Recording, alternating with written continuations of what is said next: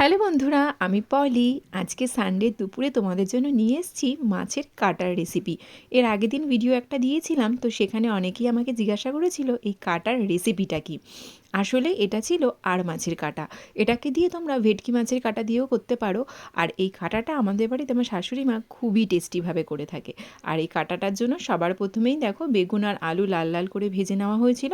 আর তারপর এই তেলের মধ্যেই মাছের কাঁটাটার মধ্যে নুন হলুদ ভালো করে মাখিয়ে নিয়ে সেটাকে পুরো লাল লাল করে ঠিক এরকমভাবে ভেজে নেওয়া হয়েছিল। আর সাথে দিয়ে দিয়েছিল কাঁচা লঙ্কা। তো লাল লাল করে ভাজা হয়ে গেলে দেখবে এরকম সব ভেঙে ভেঙে যাবে কাঁটাগুলো, তখন কাঁটাটাকে তুলে নিয়ে কড়াইয়ে আগে শাশুড়ি মা কী করে তেলের মধ্যে জল দিয়ে নিয়ে তারপরে সব মশলাগুলো দেয়। তাতে কি হয়, মশলাটা পুড়ে যায় না।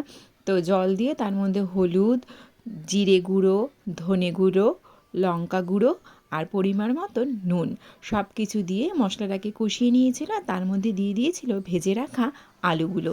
সবটা দিয়ে ভালো করে নাড়াচাড়া করে নিয়ে যখনই দেখবে এটা কষিয়ে তেলটা ছাড়বে, তখনই এর মধ্যে মিশিয়ে দেবে মাছের যে কাঁটাগুলো ভেজে রেখেছিলে ওই কাঁটাগুলো। ব্যাস, তাহলেই আমাদের রান্না রেডি। তারপরে মাছের কাঁটাটা দিয়ে ভালো করে মিশিয়ে নিয়ে সামান্য পরিমাণ জল দিয়ে বেগুনটাকেও মিশিয়ে দিয়ে নাড়াচাড়া করে নিলে পরে রেডি হয়ে যাবে মাছের কাটার এই রেসিপি।